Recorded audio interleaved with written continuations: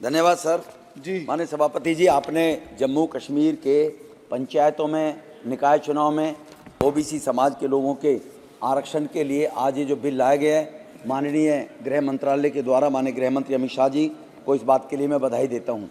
हमारे देश के प्रधानमंत्री माननीय मोदी जी, उन्होंने 2014 में ही कहा था सबका साथ सबका विकास। उसी पद्धति के तहत हर जिसकी जितनी भागीदारी उसको उतनी हिस्सेदारी मिलनी चाहिए, इसी को लोकतंत्र कहते हैं सर।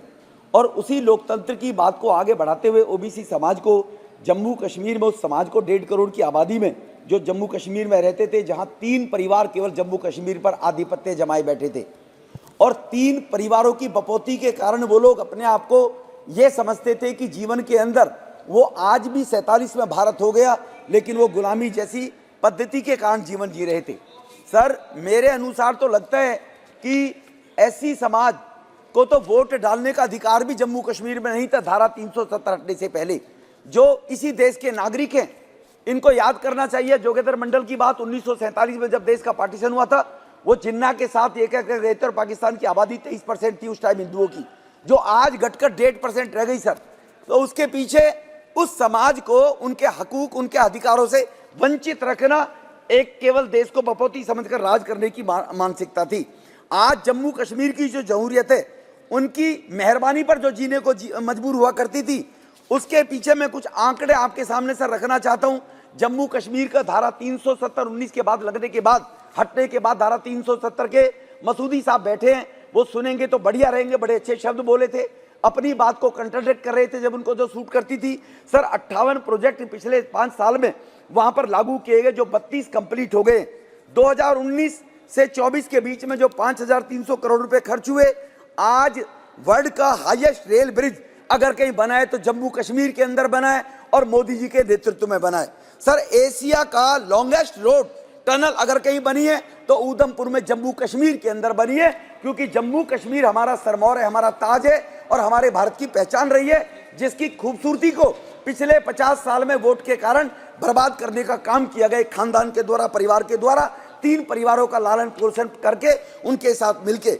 अगर मैं हाईवे रोड की बात करूं तो प्रधानमंत्री ग्राम सड़क योजना से 17,601 किलोमीटर सड़कें बनी है, जिनमें 2074 जगहों को कनेक्टिविटी दी गई है। सर, 2021-22 में जम्मू कश्मीर ने देश में सबसे ज्यादा रिकॉर्ड बनाने का जो रिकॉर्ड हुआ है, जम्मू कश्मीर में 6,450 किलोमीटर सड़क पूरे राज्यों में कहीं नहीं बनी है। जो भी दादा चले गए सौगत राय जी, 170 नए ब्रिज बनने का काम पिछले 5 साल में जम्मू कश्मीर में वो हुआ है। New Banihal tunnel and Chenani tunnel जो बनी है, वहां पर चेन्नई टनल जो बनाने का काम हुआ है। Udhampur Srinagar Baramulla 272 kilometre last phase चल रहा है सर, वो कंप्लीट होने जा रहा है। NH48 हाईवे का लास्ट फेज चल रहा है, जो कि 6 फेज में बांटा गया था, जिसके 4 फेज जो माननीय सभापति जी कंप्लीट हो चुके हैं।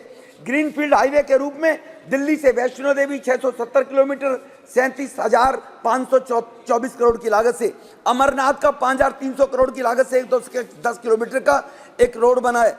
जम्मू श्रीनगर हाईवे 3127 करोड़ लागत से 8-10 घंटे लगा करते थे, 4 से 5 घंटे अब लगते हैं। और अगर मैं एजुकेशन की बात करूं, जिन युवाओं के हाथ में 500,000 रुपए पकड़ाकर और पत्थर फेंकने का काम स्कूलों में शिक्षा दी जाती थी, अलगाववाद को बढ़ावा दिया जाता था। 2 एम्स पूरे देश में, अगर छोटे से यूटी में अगर कहीं बने तो 2 एम्स जम्मू कश्मीर में वहां की जमहूरियत के लिए बनाने का काम हमारे देश के प्रधानमंत्री मोदी साहब ने किया है। कश्मीर के लोगों को, उनके बच्चों को मेडिकल में, कॉलेज में वो डॉक्टर बन सके, 7 medical college, 28 BCS nursing college.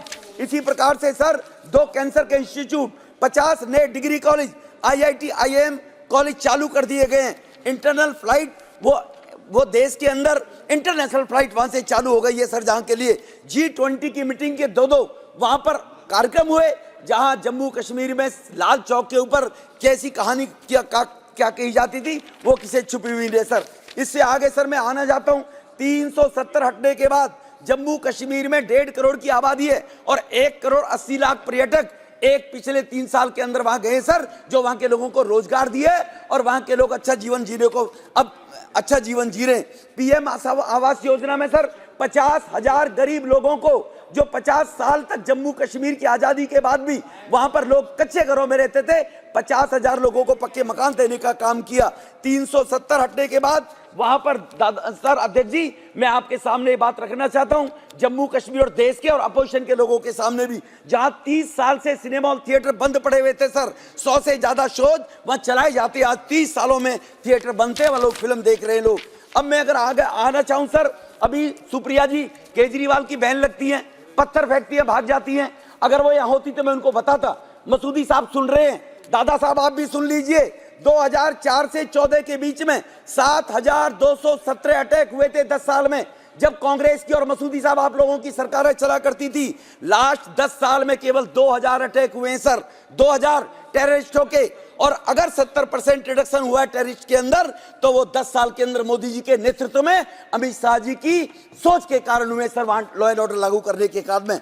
अगर सिक्योरिटी पर्सन की बात करूं, 30 जवान शहीद हो गए, 20 जवान शहीद हो गए सर। 2004 से 14 के बीच में 2800 जवान मारे गए थे 10 साल में, 2830 की गिनती गाकर, क्योंकि जो बच्चा 10 साल पहले पैदा 10 साल का था, वो 20 साल का हो गया, वो तो यही समझेगा भी 30 लोग मर रहे हैं। लेकिन 2800 लोग पिछले 10 साल में मारे गए थे, और पिछले 10 साल के अंदर सिविलियन और फोर्स के सारे लगा के केवल नहीं होनी चाहिए थी, शर्म ना के 891 सर। मुझे 2 मिनट का समय दे दीजिए आप, कुछ लोगों को ये जानकारी रहनी चाहिए।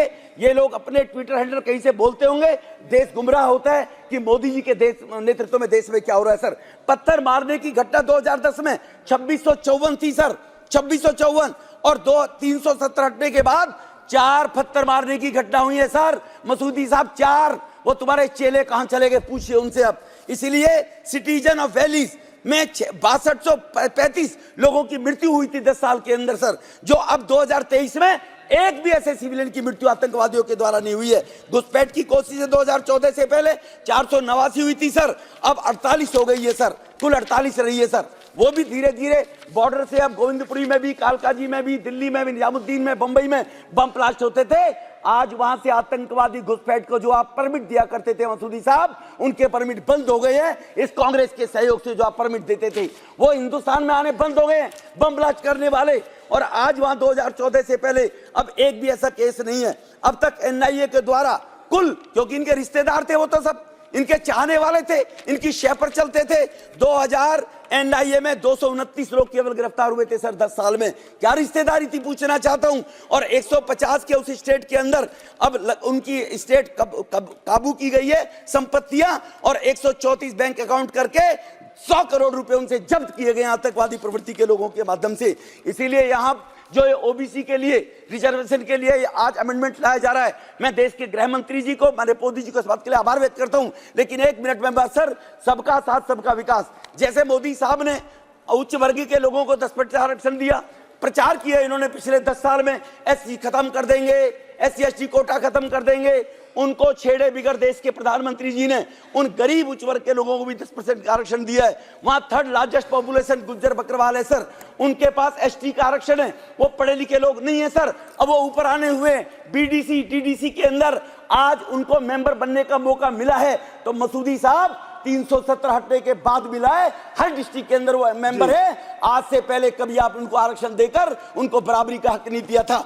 आप उस राज्य को अपनी बपौती समझकर उनसे नौकर की तरह व्यवहार करके काम कराते थे, शोषण किया करते थे। सर अभी जो ST का आरक्षण दिया जा रहा है, हम पहाड़ियों को आरक्षण मिलना चाहिए, हम उसका विरोध नहीं करते हैं। मेरा एक सुझाव है कि उनके आरक्षण में कटौती किए बगैर, एजुकेशन है नहीं, शेड्यूल कास्ट में भी एजुकेशन जो जातियां नहीं है उनको उसका आरक्षण नहीं मिल पाया था, कुछ वर्ग ले पाए थे जो पढ़े लिखे लोग हुआ करते थे। पहाड़ी लोगों को आरक्षण दिया जाए, लेकिन गुज्जर बकरवाल के आरक्षण को उसको छेड़े बगैर और व्यवस्था करने के बाद बढ़ाकर आरक्षण की व्यवस्था हो, ये निवेदन करते हुए अपनी वाणी को विराम देता हूं। बहुत बहुत धन्यवाद। कलानिधि जी।